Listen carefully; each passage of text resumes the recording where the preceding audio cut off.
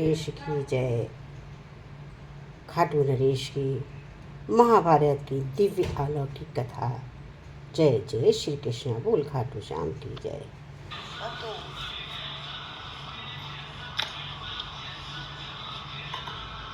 प्रेम ही परमात्मा है, अनुभव का ज्ञान है, उजाला की बाणी है।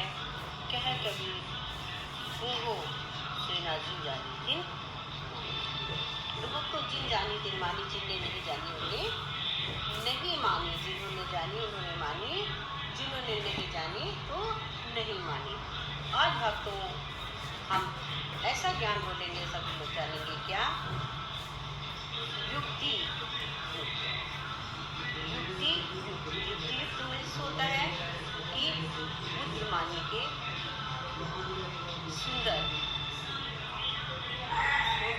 सुंदर जाल जाती है। बुद्धिमान व्यक्ति की सुंदर जानकारियाँ। सबसे पहले हम जानेंगे 4 बुद्धिमान इंजीनियर।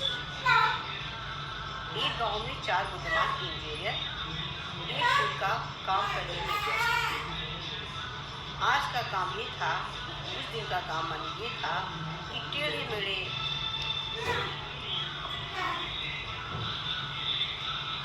पाइप में से उनको एक पतले धागे की तरह एक तार को पाइप में एक तरफ से डालकर दूसरी तरफ निकालना था।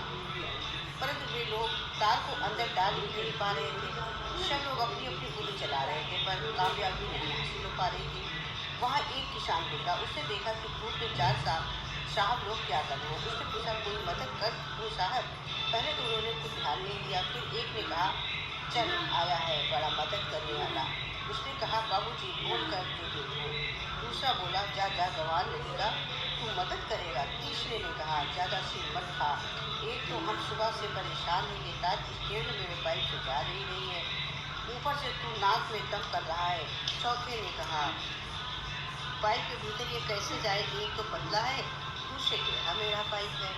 तो किसान ने उस पाइप को पहले धागे में एक बार निहारा और फिर थोड़ी दूर चला गया। कुछ देर में वो एक छोटा सा चूहा हाथ में पकड़ कर उस चूहे की पूंछ में उसने उस धागा को डाल दिया और चूहे को पाइप के अंदर छोड़ दिया। चूहा अपनी जान बचाने के चक्कर में पाइप में घुसता गया और पाइप दूसरे सिरे से बाहर निकल गया। उसकी पूंछ में बंधा हुआ धागे जैसा वायरस भी बाहर आ गया। वायर भी बाहर आ गया, तार भी बाहर आ गया, वायरस तार भी आ गया। इस तरह इन 4 इंजीनियर्स का अहंकार एक मामूली किसान ने अपने अनुभव से तोड़ दिया। वे किसान को धन्यवाद देने लगे और अपने व्यवहार पर बड़े शर्मिंदा हुए, क्योंकि चारों ने उसको डांटा था। तो क्या सिद्धांत क्या है? कभी किसी को मामूली नहीं समझना चाहिए। उसके अंदर लाल उसके अंदर बैठकर परमात्मा की लीला करते हैं। उसके अंदर बैठकर परमात्मा ही सब करवाते हैं। किसी को भगवान नहीं समझना चाहिए। अंदर के चांडाल को बाहर करो, जो अंदर चांडाल है गंदगी उसको बाहर करो, ऊपर से स्वच्छ ना दिखो। एक राजा ने एक बड़े यज्ञ की तैयारी की, सब सामग्री आ गई, बहुत सा साधु संत यज्ञ में भाग लेने के लिए आए। यज्ञ का नियम था, जो सबसे पहले पहुँचे महात्मा वे भी ज्ञान की शुरुआत करें, क्योंकि ये सम्मान राज पुरोहितों को न मिला। इसलिए वे पुरोहित होकर उत्तर के राजा ने बहुत दिलाने की कोशिश की, पर नहीं आए। राजा ने मंत्री को भेजा, अनुरोध करके उन्हें लेकर आए, पर पुरोहित ने एक नहीं सुनी। उधर से राजा का मंत्री जा रहा था, उसने देखा यज्ञ का काम हो गया। उसने पर पूरी जानकारी दी तो मंत्री बोला, आप लोग निश्चित रहे, मैं पुरोहित को लेकर आता हूँ। पुरोहित के दरवाजे पर खड़ा होकर दरवाजा देने लगा कि पंडित महाराज, मेरा एक भाई अंदर है, उसे निकालिए। पुरोहित जी ने पूछा, तू कौन है? वो बोला, मैं मंत्री कहूँ, मेरा एक भाई अंदर है, मुझे निकालिए। पुरोहित सोचने लगा, मैं ब्राह्मण इसकी छाया तक अपने ऊपर पड़ने नहीं देता, फिर क्यों बोल रहा है? मेरा भाई अंदर है। विचार से बुद्धि सूक्ष्म हो गई और एकदम उसकी समझ में आ गया कि झूठा अहंकार जो वे दिल में लेकर बैठे हैं, ये चांडाली तो हैं। उसके अपने ये पर बहुत पश्चाताप हुआ और यज्ञ स्थल में लौट आए। सिद्धांत कितनी ही तपोगुण से गिरे हों, गुरु रमज कर एक ही शुद्ध बुद्धि जगाता है और हमें अज्ञान से बाहर निकालता है। कहते भगवान मुझे भगवान विष्णु ने स्वर्ग भेजा। कैसे भेजा विष्णु ने? ज्ञान ज्ञान के थ्रू भेजा। ज्ञान क्या है? एक हाथी मरकर स्वर्ग पहुंचा तो उससे पूछा गया तुमने पृथ्वी का कौन सा अच्छा कर्म किया? हाथी ने कहा मैं क्या कर सकता था, मुझे शीघ्र भारी शरीर मिला था, विवेक तो था ही नहीं, वो सारा मनुष्य को दे दिया गया। धर्मराज ने कहा अच्छा किसी मनुष्य को लेकर आओ, तुमने देखो उसमें क्या विवेक है। तो एक नेता मनुष्य को से उठाकर ले आए जो वास्तव में विवेक और भगवान के बच्चों पर चलते वाला था। स्वर्ग के दरवाजे पर पहुंचा, उसने लिखकर भेजा मुझे भगवान विष्णु ने भेजा है। ये सुनकर सबने उसका बड़ा आदर सत्कार किया और धर्मराज ने भी अपना सिंहासन दिया। उसने सिंहासन पर बैठकर सब मरे हुए स्वर्ग को भरना शुरू कर दिया। नर्क खाली हो गया, स्वर्ग में जगह नहीं बची। विष्णु भगवान स्वयं चलकर आए और देखे कौन आया है। उन्होंने पूछा तुमको किसने भेजा है? मनुष्य ने उत्तर दिया मैंने उसमें शक्ति को आप दी थी। फिर पूछा सबको स्वर्ग में क्यों भर दिया? तो कहा आपने ही तो गीता में कहा है किसी में ये दोष विचार मत देखो। विष्णु जी ने कहा ठीक है, आप पृथ्वी पर वापस जाओ। फिर उसकी विवेक मनुष्य ने कहा जो आपके शरण में आ जाता है वो मुक्त है और मैं तो आपके चरण में नत हूँ। भगवान बोले अच्छा मैं हारा तुम जीते। सिद्धांत है कि भगवान ने जो बुद्धि दी है उसे शिव भगवान के लिए इस्तेमाल करो, ना कि चतुराई में। कहा यूज करो भगवान के लिए यूज करो। भगवान को खुश कर खुद ही देंगे, जो मिलना है तुम्हारे लिए अच्छा है वो तुम खुद देंगे। पिता ने बेटे को दी 2 थैली। एक किसान के 2 बेटे थे। किसान की उम्र चली थी। किसान की जमीन जायदाद काफी थी, पर उसे बेटों को परखना था कि कौन मूर्ख और कौन सियाना है। उसने एक युक्त की दोनों को बुलाया और एक थैली हाथ में देते हुए कहा ये अमानत है, रखो, कल मैं तीर्थ यात्रा पर जाऊंगा, लौट कर आऊंगा, वापस कर देना। समय बीता गया, 1 वर्ष गुजर गया। पिताजी अचानक आ गए। रात हुई और पिता ने दोनों को बुलाकर कहा मेरी अमानत की थैली कहाँ है? एक बेटे ने कहा पिताजी अभी लाया। अभी थैली लाकर पिता के हाथ में पकड़ा दी। दूसरे कहा अभी नहीं, कर दूंगा। सुबह हुआ, अभी पिता सोए पड़े थे। आँख खुली तो देखा कि दरवाजे पर 4 गोनियाँ रखी हैं। दूसरे बेटे ने कहा पिताजी आपकी अमानत कितनी? पिता बोले मैंने तो एक थैली दी थी, फिर ये सब कहाँ से आया? बेटे ने रहस्य बोला कि एक की 4 गोनी बन गई। पिता बहुत प्रसन्न हुए और उसे गले लगा लिया। पिता ने 20 दिए।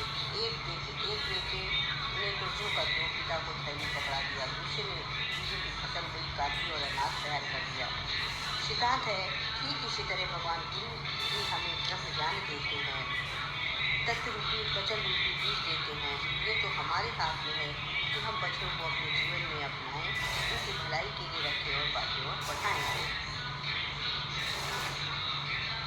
पूजा कराने में ज़्यादा एक ही फूलों में लगा कि हमेशा पत्थरों की ही पूजा क्यों होती है? एक फूलों में लगा कि हमेशा पत्थरों की ही क्यों पूजा की जाती है? ये भला कहाँ का न्याय है? पूजा तो हमारी भी होनी चाहिए। ये सोचकर जो प्रकृति से रूठ गए तो प्रकृति ने उससे कहा परेशान होने की कोई बात नहीं है, आज से पत्थर तुम्हारी पूजा करेंगे। फूलों ने खुशी खुशी एक ही बात मान ली और जैसे ही एक उबड़ खाबड़ भारी सा पत्थर सैकड़ों फूलों पर चढ़ा, उनकी जान निकलने लगी और ये उठाने लगे। तब फूलों ने प्रार्थना की हमें पूजा का सम्मान नहीं चाहिए, हमें पत्थर पे चढ़ने दीजिए। सिद्धांत क्या है? पूजा पाने से ज़्यादा शिव पूजा करनी है। हमको सुख देने में पाने में जो खुशी होती है उससे ज़्यादा खुशी हमें किसी की सेवा करने में, सेवा कराने में चाहिए।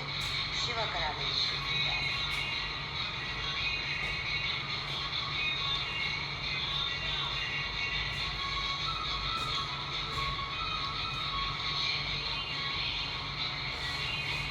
बोतल का प्रेम। एक प्रेम बोतल में बंद था। एक व्यक्ति से बोला भाई मुझे बोतल से निकाल दो, मैं जीवन भर तुम्हारी सेवा करूँगा। अगर तुम मुझे कुछ काम नहीं बताओगे तो मैं तुमको खाने को बताऊँगा। व्यक्ति ने सोचा मेरा तो दुनिया में कोई काम रहता नहीं है, अब प्रेम से करता रहूँगा और सबसे करता रहूँगा, बड़े आराम से रहूँगा, इतना सोचकर उसने प्लेट को बोतल से निकाल दिया। ढक्कन खोल दिया। निकलते ही प्लेट ने कहा, मेरे लिए तो क्या हुक्म है? आदमी ने कहा, मेरे लिए मैं धुआं खोलूँ। थोड़ी देर में धुआं तैयार हो गया। प्लेट ने कहा, काम बताओ, नहीं तो मैं तुम्हें खा जाऊँगा। व्यक्ति ने कहा, अभी नहीं, अच्छा मेरे लिए एक सुंदर सी हवेली बना दो, इसमें ये सभी साधन हो। सुई से लेकर किचन तक का सब सामान हाजिर हो गया। थोड़ी देर में हवेली तैयार हो गई। इस प्रकार प्लेट ने उसके सारे काम पूरे कर दिए और अब वो व्यक्ति के पीछे खाने को दौड़ा। व्यक्ति दौड़ता हुआ गुरु के पास पहुंचा और अपनी परेशानियां बताई। गुरु जी ने युक्ति बताई तो खुश होकर आपने निर्देश से कहा, जाओ हवेली के अंदर में एक डंडा गाड़ दो और जब तक मैं ना बताऊं तब तक उस डंडे पर ऊपर से नीचे, नीचे से ऊपर चढ़ते उतरते रहो। ये सुनकर प्लेट आज्ञा पूरी करने में लगाया और आगे से आगे बढ़ने तक।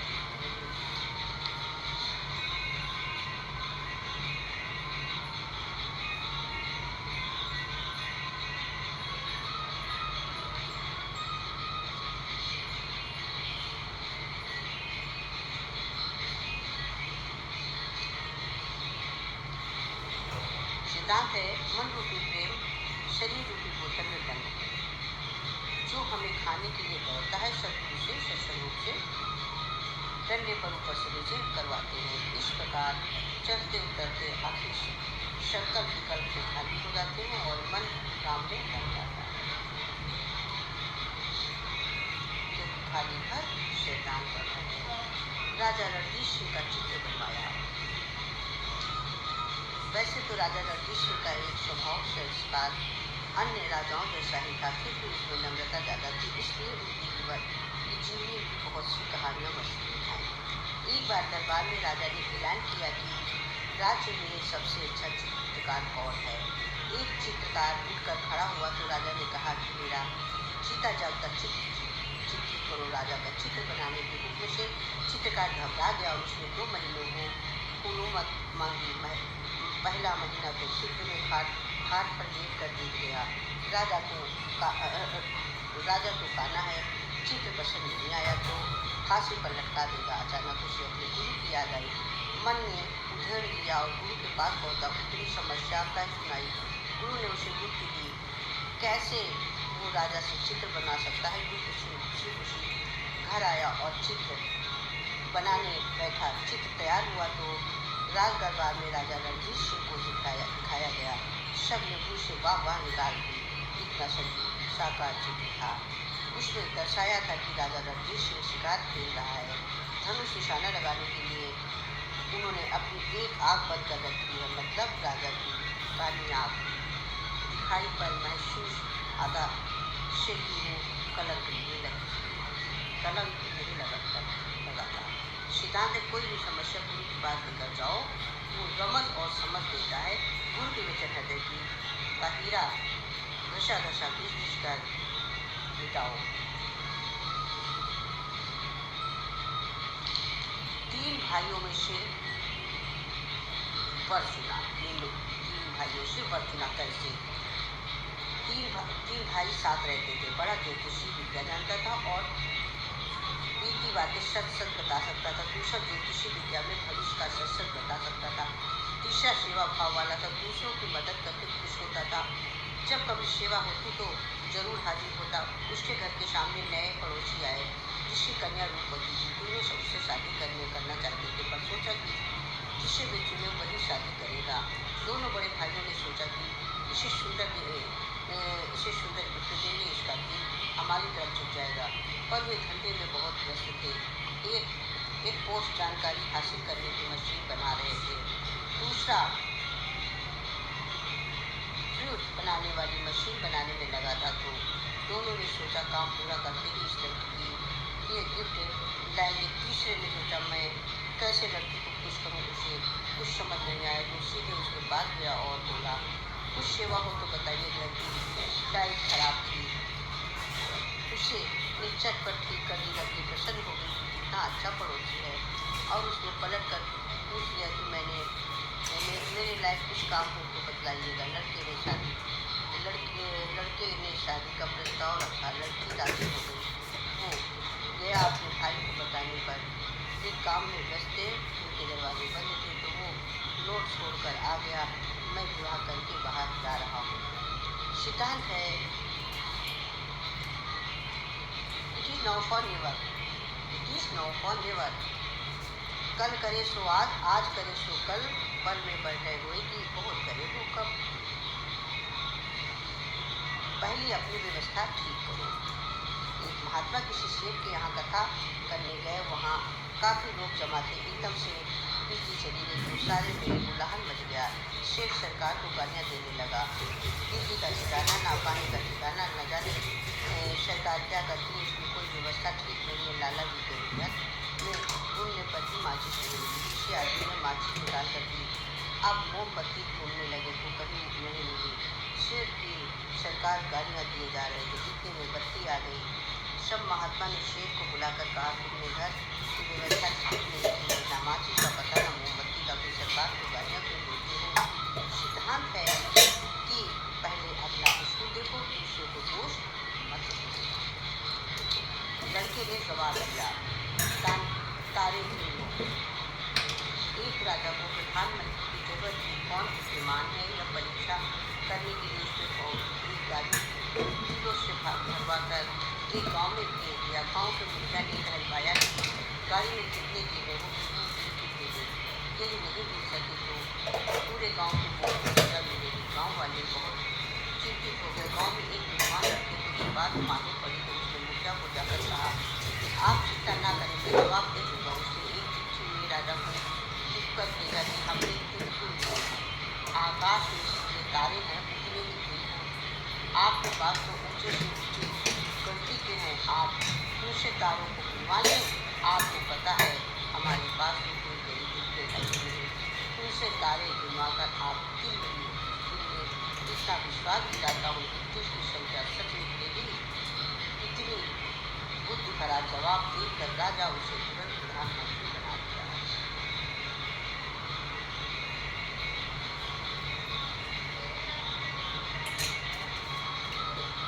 सिद्धांत है कि ब्रह्मज्ञानी गुरु अपने ज्ञान और समझना सिर्फ लाखों के जीवन बनाता है, बल्कि अपने ज्ञान से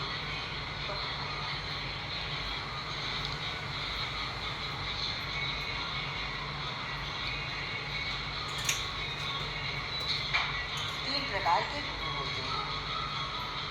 एक राजा का बेटा गलत आदतों का शिकार हो गया, वो शराब अन्य का शिकार हो गया, जुआ पिटाने लगा।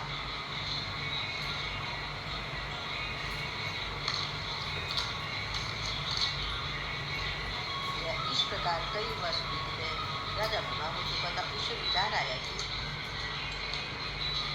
मेरे बाद गद्दी पर कौन बैठेगा। राजकुमार किस स्थिति में वो गद्दी के लायक नहीं है, ये सोचकर उसने अपने से कहा कि राजकुमार, मैं समझा बुझा कर इस रास्ते पर ले आओ। वो मंत्री यानी बुढ़ा पर आज न था, वो राजकुमार के साथ पक्का और गलतियाँ बताने लगा। राजकुमार तंग आ गया, उससे चले जाने का आदेश दे दिया। वो अपना शब्द लेकर राजा के पास वापस आ गया। अब राजा ने दूसरे मंत्री को राजकुमार के पास भेजा, उसका गुजार भी पक्का न था। राजकुमार के साथ वो भी उसी के रंग में रंग गया और उसी विषय में फंस गया। अब कई दिनों के बाद मंत्री वापस आया तो राजा ने तीसरे मंत्री को भेजा। वो जारी के साथ साथ अलग ही था। उससे पहले तो राजकुमार का दूध भी था, उससे मित्रता कर दी, इतना कि राजकुमार उसके सिवाय किधर भी आता जाता न था। फिर एक दिन मंत्री ने बोला, अब मैं वापस जाता हूँ। तब तक राजकुमार उसको दिल में इतना प्रीत चुका था कि बोला, मैं तुम्हारे साथ चलूँगा। सिद्धांत है, पहला गुरु कहता है, हमने इतनी समस्या की, तुम भी हो। दूसरा, गृहस्थी में तुम भी फंस जाता है। तीसरा, ब्रह्मज्ञानी के लिए दोष है और दूसरे को बुराई को देता है। सम्राट अशोक का कीर्ति हीरा। सम्राट अशोक के यहाँ एक महात्मा आए। अशोक को हीरा का बहुत शौक था। वे महात्मा जी को बोले, मेरे पास एक बहुत मूल्यवान हीरा है, चलिए आपको दिखाऊं। महात्मा ने देखा, फिर बोले, राजन, अब आप मेरे साथ चलिए, मैं आपके इससे मूल्यवान हीरा दिखाता हूँ। सम्राट अशोक चल पड़े। शहर के बाहर एक झोपड़ी थी, जहाँ पर एक बूढ़ी औरत चक्की पीस रही थी। वो दिखाकर सम्राट अशोक बोले, उस औरत की चक्की का शराब के पीने से अधिक होने वाले पेट का पेट भरता है, उसके पत्थर पे चौकीदार सिद्धांत है उसी की कीमत है जो उसके पास काम है। हनुमान मूर्ति पर शपथ भार के प्राप्ति करके एक गांव के पास हनुमान जी की मूर्ति मिली। गांव के लोगों ने मिलकर खड़ी कर दी। एक महाराज आए और बोले, तुम सब बड़े पापी हो, हनुमान जी को धूप में खड़ा कर रखा है। ये सुनकर लोगों ने उस पर छप्पर डाल दिया। थोड़े दिन में दूसरे महात्माएं बोले, तुम सब बड़े मूर्ख हो, कभी छप्पर में आग लग गई तो अनर्थ हो जाएगा, ये छप्पर यहाँ से हटाओ। दोनों महात्माओं को हनुमान जी ने जिससे प्यार था, पर दोनों की बुद्धि में भेद था। सिद्धांत है बुद्धि भेद पीड़ा द्वेष उत्पन्न करता है और दुख का कारण बनता है। रसों में रानी को आराम। रानी की डिलीवरी हुई तो उसे बहुत ही दिन आराम की जरूरत पड़ी। उसने खाने पीने में बहुत ध्यान दिया, उससे बहुत पौष्टिक भोजन खिलाया। राजा को लगा कि ये बेकार नखरा कर रही है। अब रानी से बोला, औरों के भी बच्चे होते हैं, उन पर कौन इतना कर ध्यान देता है। रानी ने कुछ जवाब नहीं दिया। माली को बुलाकर चुपचाप आदेश दे दिया कि आज से बगीचे के पौधे में पानी देना बंद कर दो। राजा को पौधे की बहुत शौक थी। उसके कीमती पौधे मरने लगे तो माली को पूछताछ करने पर सब मालूम पड़ा कि राजा सीधे रानी के पास गया और उसने इसका कारण पूछा। तब रानी ने जवाब दिया, जैसे जंगल के पेड़ पौधे में और आपके बगीचे के पौधे में फर्क क्या है, वैसे ही राजमहल में पले और साधारण घरों में बड़े लोगों में फर्क क्या है। शरीर को जैसी आदत डालो वैसी उसकी जरूरत है।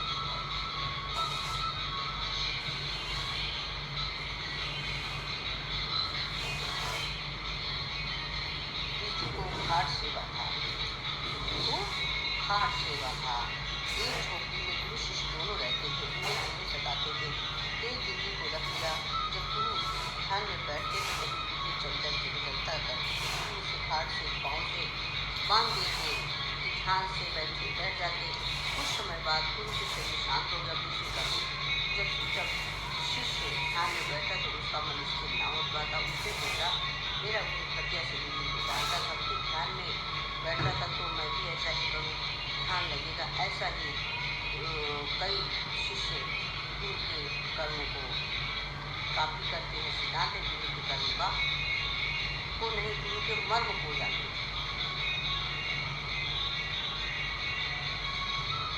अंत मते सोई रहते। एक आदमी हर समय से एक पदार्थ इकट्ठा करके पे लगा रहता है। कभी भगवान का स्मरण नहीं करता है, कभी दूसरी आकाश का कहता है, कभी राम का नाम लिया कर तो उसकी बात काट कर कहता है, तुम सबको वही व्यक्त किया करते हो। और आखिर अंतकाल आ गए। पड़ोसी के लड़के का नाम राम था। लोगों ने सोचा कि किसी बहाने उसके मुझ से राम का नाम कहलवा दें। उसको सामने से लाकर आदमी से पूछा, ये कौन है। वो बोल पड़ा, ये तो फलानी साहूकार का बेटा है, पर उससे राम नाम न दिया गया। जिसका चिंतन उम्र भर चलता है वही मौत के समय भी साथ रहता है। इसलिए मन में शिव से ही परमात्मा के चिंतन करो। चार अंधे। किसी गांव के धर्मशाला में चार अंधे रहते थे। अचानक उस गांव के एक हाथी में हाथी आ गया। अंधों के दिल में भी हाथी दिखने की सूझी। उन्होंने सोचा, हाथों से टटोल कर पता चल जाएगा कि हाथी कैसा होता है। एक हाथी की टांगों पर लगा, दूसरे का पूंछ पर, तीसरे का कानों पर, चौथे का पीठ पर हाथ लगा। जिसका हाथ टांग पर लगा वो बोला, हाथी तो जैसे खंबा हो। जिसका पूंछ पर लगा उसने कहा, तुम गलत हो, हाथी ऐसे जैसे लंबा सांप हो। जिसका कानों पर लगा वो कहने लगा, हाथी ऐसा जैसे छाछ हो। जिसका पीठ पर लगा वो कहने लगा, हाथी ऐसा जैसे खड़ा हो।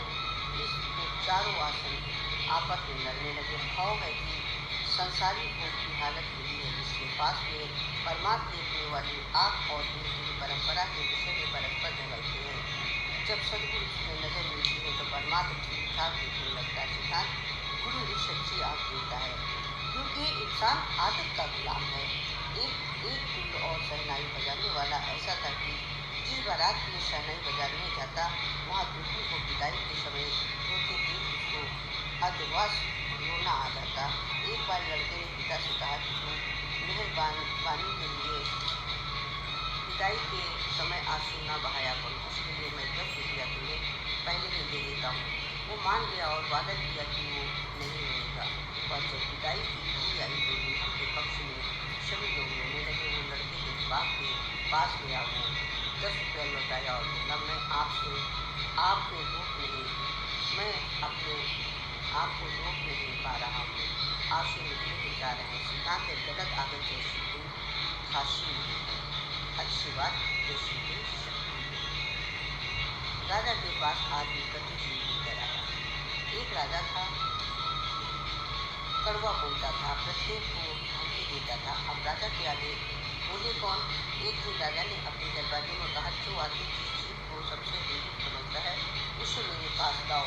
दूसरे दिन कोई आदमी लाया मलमूत्र, कोई कीचड़, कोई सड़ी गली चीजें, कोई शादी की खरबूजा। एक बुद्धिमान आदमी एक मरे हुए की जीभ काटकर ले आया। राजा ने पूछा, इसमें क्या बुराई है? आदमी ने कहा, तलवार के काटने का इलाज है, पर कभी बात का दिल से घाव लग जाता है, इसमें कोई इसका इलाज नहीं है, ये जीभ की बुराइयों की जड़ है। राजा बहुत शर्मिंदा हुआ, उसे अपनी गलती समझ में आने लगी। जब एहसास हुआ वो बोला, आज राजा ने ऐलान किया कि जिसको जो चीज़ सबसे अच्छी लगती है वो लेकर आओ। कोई घी, कोई चीनी, कोई दूध, कोई सोना लेकर आया, और वो आदमी आज भी बड़ी चीज लेकर आया। राजा हैरान हुआ, कहा, कल तो तुम जी कहता था कि सबसे बुरी चीज है और आज कहता है कि सबसे अच्छी चीज है। उसने कहा, जब कड़वा बोले तो सबसे बुरी, जब मीठा बोले तो सबसे अच्छी। इसी से तो भगवान का नाम जप कर सकते हैं, भजन गा सकते हैं और कुछ भी कर सकते हैं।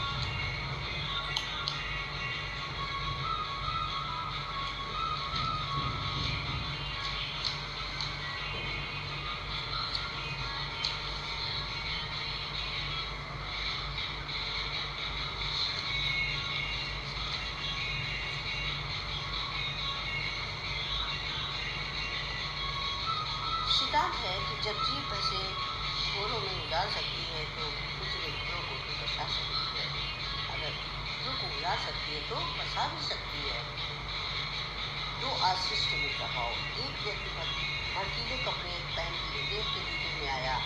सामने सीट पर एक बूढ़ा यात्री बैठा था और पास ही उसका हैट भी रखा था। शायद उसने अपने युद्ध के लिए जगह रोकने के लिए रखा था।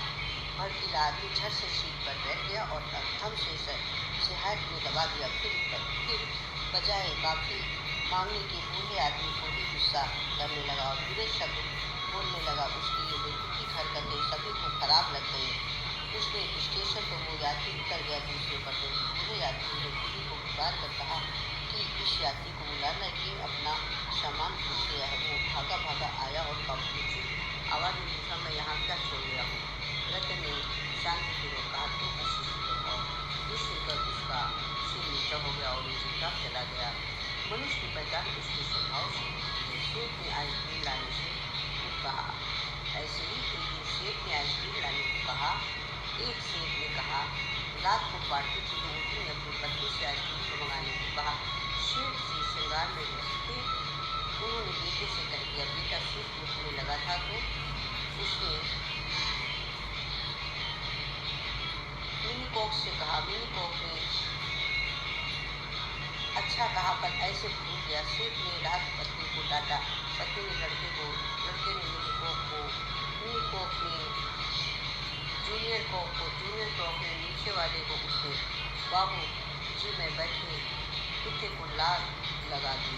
सिद्धांत एक असावधानी से विपेक्षता का सिलसिला शुरू हो जाता है। ऐसे ही एक प्यार के शब्द से प्यार का वातावरण बन सकता है, क्योंकि शब्द की ही बहुत महिमा होती है। गुरु और शिष्य दोनों साथ साथ कहीं जा रहे थे। गुरु जी चले जा रहे थे। जाओ पूछाओ उस घर में मालिक कहाँ है। चले वो बोलना नहीं आता था। उसने कहा, मैं ए औरत तेरा खशम कहाँ है? उस पर वो औरत नाराज हो गई। उसने उसे भगा दिया। इसके बाद गुरु स्वयं गए, बोले माता जी आपके श्रीमान पतिदेव कहाँ है? औरत बोली आइए आइए बैठिए भाई, अभी थोड़ी देर में आते होंगे। इस प्रकार गुरु जी ने बात को एक ही पूछी पर बोले माँ मन अलग हो गया। उसने भरतार कह दिया, उसने कहा पतिदेव ने कहा।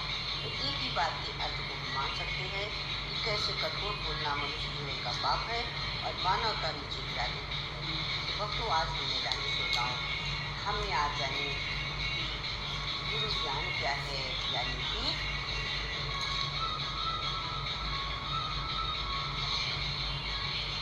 युक्ति क्या है। युक्ति की युक्ति है, उसको हम कैसे यूज करें।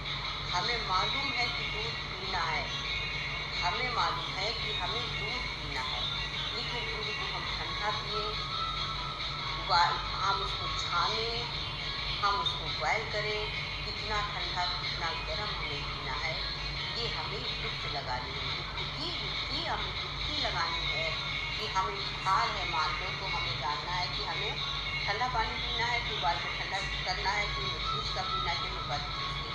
ये युक्त लगाने की पानी हमें कैसे पीना। जैसे गुरु ने पूछा कि तुम्हारे पतिदेव स्वयं कहाँ है, तो उसने कहा कि बैठे आते होंगे। और जो पहले शिष्य से कहा तो शिष्य ने कहा मैं भरतार कहाँ गए हैं, तो उसने उनको भगा दिया। तो केवल युक्ति लगानी है कि हमें शब्दों को कैसे यूज करना है। तो भक्तों श्रोताओं युक्ति आप लोग को कैसी लगी सुनकर हमारे वीडियो में कमेंट करिएगा कि कैसी लगी। लाइक और चैनल को सब्सक्राइब करिएगा पहली बार आए हैं, और लाइक करना बिल्कुल ना भूले। बोले बाकी बिहारी लाल की जय, श्री गुरु भगवान की जय, सनातन धर्म की जय, जय सतगुरु। लाइक सब्सक्राइब पर मोर। राधे राधे, जय जय श्री कृष्णा, बोल माता रानी सरकार की जय, सतगुरुदेव भगवान की जय। लाइक सब्सक्राइब पर मोर।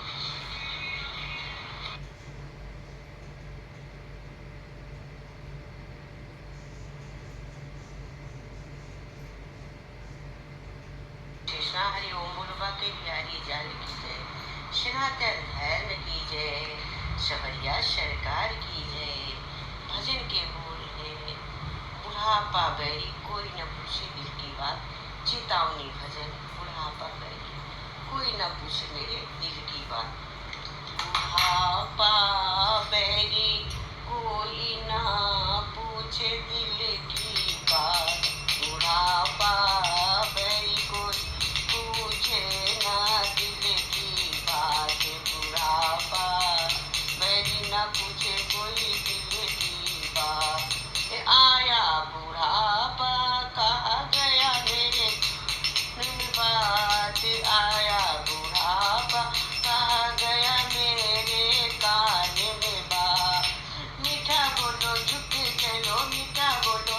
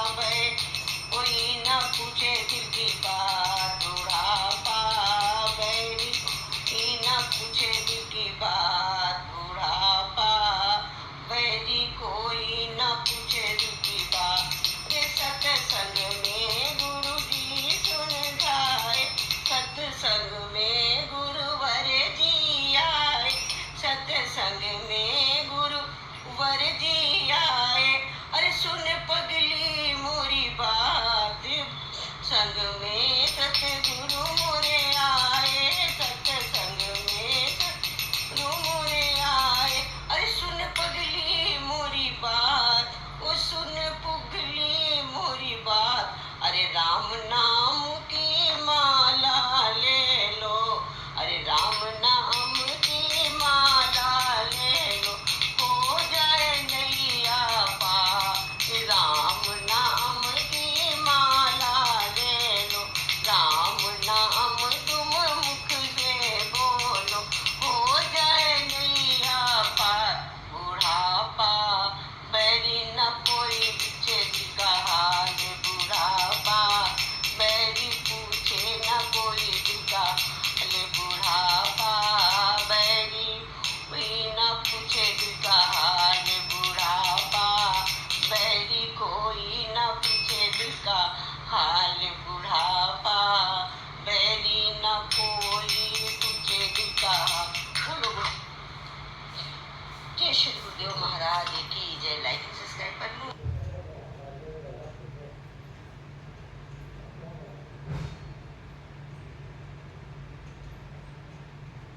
श्री कृष्णा राधे राधे। बोलो सभी संत ऋषि मुनि की जय। कृष्ण कन्हैया सरकार की जय। बाकी बिहारी लाल की जय। जय जय श्री कृष्णा। हरि ओम भक्तों। अभी तक इसके लिए बहुत बहुत थैंक्स जो आप लोगों ने ज्ञान को अर्जित किया, ज्ञान को पाया, समेटा, सुना, ग्रहण किया। तो भक्तों, मैं आप लोगों के लिए बहुत ही मेहनत करके, बहुत ही परिश्रम के साथ वीडियो को तैयार करती हूँ, बनाती हूँ, फिर मैं बोलती हूँ, कहीं ना कहीं से कनेक्ट करती हूँ, ओके करती हूँ, फिर मैं आप लोगों को बोलती हूँ। तो मैं भी क्या बोलती हूँ कि जब मैं बोलती हूँ तो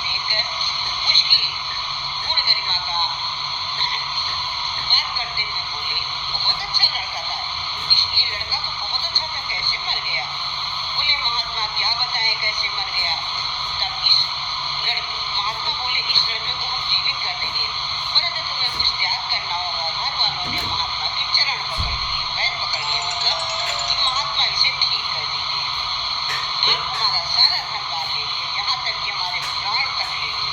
घर के लोग, पत्नी, माँ बाप कहने लगे मेरे प्राण ले ले, इसको ठीक कर दे। महात्मा बोले किसी को प्राण देने की जरूरत नहीं है, सब लोग प्राण मत दो, जो मैं बताऊँ वैसे वैसे करो तब लौटेंगे। महात्मा बोले एक कटोरा में दूध लाओ। दूध तुरंत आज्ञा की आ गया। महात्मा ने कहा जो जो मैं करूँ मेरी आज्ञा मानो तभी ये ठीक होंगे। दूध आ गया, उसमें महात्मा ने एक चुटकी राख डालकर कुछ मंत्र सा पढ़ा और कहा कि इसे कोई पी ले तो ये जिंदा हो जाए, पी लेगा तो वो मर जाएगा और ये लड़का जीवित हो जाएगा। दूध को पीने कौन पीवे? माता पिता बोले कहीं ना कहीं जिया तो एक जा, पुत्र ही तो हो जाएगा। जब एक पुत्र जीवित हो जाएगा तो मैं क्या करूं पी के, मैं नहीं मरूंगा। पत्नी बोली इस बार जीवित हो जाए तो प्राण तो बचेगा, लेकिन इनके न रहने पर मायके में सुख से जिंदगी तो रह पाऊंगी, मायके में रहूंगी, सुख की जिंदगी जीऊंगी, क्या करना, इनको जाने दो, मैं नहीं पीऊंगी। पत्नी बोली मैं मायके में जाकर सुख से जिंदा रहूंगी, इनको झांकने कौन आएगा, इनके घर ही नहीं आऊंगी, मैं मायके चली रहूंगी। अब पड़ोसी तो पहले ही नाराज हो गए। तब महाराज इस दूध को पी लेता, महाराज बोले इस दूध को पी लेता हूँ। महाराज ने कहा मैं दूध को पी लेता हूँ। तो सभी प्रसन्न होकर बोले हाँ हाँ संत जी आप जी पीकर परोपकार के लिए पी लीजिए, किसी के बच्चे की जान बच जाए, किसी के पति की जान बच जाए, महात्मा आप इसको पी लीजिए। महात्मा ने दूध को पी लिया। पीते हुए बोले, जैसे ही दूध पीते हुए बोले बेटा उठ बेटा, अब तो तुझे पूरी तरह से ज्ञान हो गया है। युवक तुरंत उठ खड़ा हुआ और महात्मा के चरणों करके पड़ा और महात्मा के साथ उसी समय चला गया और सांसारिक मोह त्याग कर महात्मा के चरणों को गिरकर बोला महात्मा अब मुझे वैराग्य चाहिए, मैंने देख लिया कि कौन किसके लिए जीता है कौन मरता है, कोई किसी का संसार में नहीं है, जो मैं करूँगा वही मेरे साथ जाएगा। केवल घर गृहस्थी घर बार बनाया कुछ नहीं जाता है।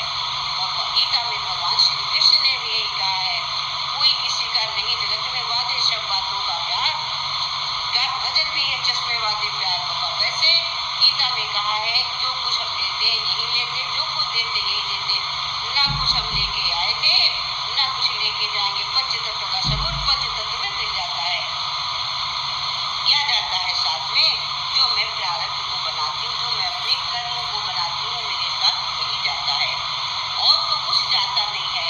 क्या जाता है? जो मैं केवल कर्मों को बनाती हूँ और कुछ जाता नहीं।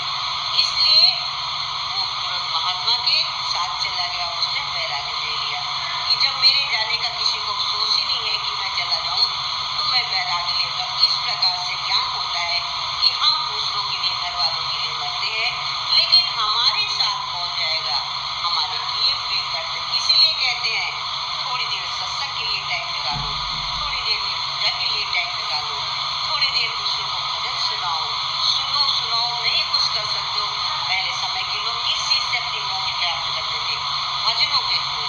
इस पे मुझे बहुत प्यारा सा दृष्टांत याद आ गया, मैं दृष्टांत बोल देती हूँ।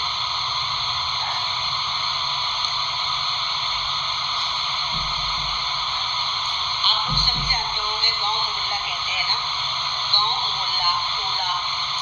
क्योंकि मेरी तो ससुराल गांव में थी तो मैं मोहल्ला टोला सीख गई थी। वैसे तो मैं और टोटल सिटी की थी, लेकिन मैंने भी गांव टोला मोहल्ला सीख लिया था। तो होता ये है कि वहाँ एक टोला में एक गांव में एक मोहल्ले में, गांव में तो पहले तो जमाने में तो राजाओं का राज्य था, जैसे अब मुख्यमंत्री राष्ट्रपति हो गए, पहले राजा महाराजाओं का शासन चलता था। तो एक टोला था, मोहल्ला गांव था, कस्बा टाइप का था। तो जैसे एक गली में कोई अगर एक राजा रहता तो टोटल घर राजा का नहीं होगा, और लोग भी तो आसपास में होंगे। तो राजा का घर था, थोड़ी दूर पे चलो तो पंडित का घर था, और आगे बढ़ो तो एक लेबर है, भाई लेबर का घर था। तो राजा क्या करता था, राजा का कर्तव्य तो आप सभी लोग जानते हो कि राजा का काम कुएं खुदवाना, तालाब खुदवाना, नदियां बनवाना, गरीब लड़कियों की शादियां करना। और पंडितों का क्या काम, वो भी आप सभी जानते हो। पंडितों का काम है कि कथा वाचना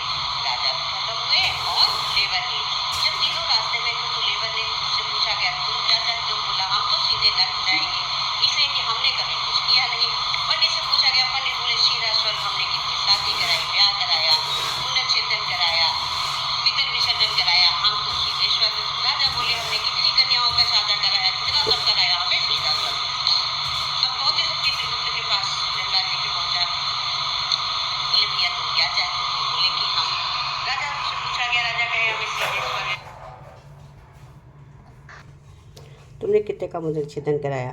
बोले कि हमने कितने का कराया? तो कहे तुमने जितने का कराया उतना फ्री में कराया, चलो पीछे आ जाओ।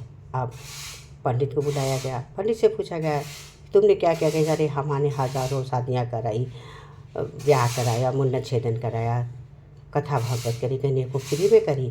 जब देखा कि कुछ नहीं मिल रहा है तो कुछ भी नहीं, थोड़े में कथा करके समाप्त कर दिया। उसके बाद आई लेबर की बोले तुमने क्या क्या किया? कहीं कहते हमने क्या किया, हम कुछ नहीं किया, हमका सीधे नरक दे दो। कहीं क्या है, कहीं हमने कोई जीवन में अच्छा काम ही नहीं किया। कहीं कि चित्रगुप्त के बोले कि इनका और पन्ना पलटो, कहीं पढ़ो, कहीं साहब हम पढ़े हो लिखे तो नहीं, कहीं अच्छा, कहीं देखो उमा लिखा रहा है कि एक दिन लेबर गिरी करीन और एक कुत्ता आया भूखा हाफ रहा था, कुत्ते को पानी दिए, का खाना खाने चले, एक कौर रोटी दिए, दो दिए कौर दिए, वो खाता चला गया। सोचे ये ज़्यादा हमसे कमज़ोर है, इसको ज़्यादा ज़रूरत है, आधी रोटी दे दिया, फिर एक दे दिया, फिर दोनों रोटी खिला दिया उसको। दो कहीं उससे पूछा कि कभी तुमने कुत्ते को रोटी दी? कहीं अरे कहा एक बार काम खाना खाया जाता है, छुट्टी किया रहा है तो ले कुत्ता आ गया है, उसका दिया रहा है रोटी, एक दिन दो रोटी दे दी इसका। कहीं बस उसी के पुण्य प्रताप से इसको स्वर्ग ले जाओ। और तत्काल आज्ञा करें। गरुड़ आया, पुष्पक विमान आया, उस पर बैठा के फूल के ले जाया गया लेबर और पंडित, और राजा देखते रहे, ईर्ष्या करते रहे। लेकिन क्या, कर्मों का फल उसके साथ गया, वैकुंठ धाम को गए और ढोल नगाड़े बजते, पुष्पों की वर्षा होते।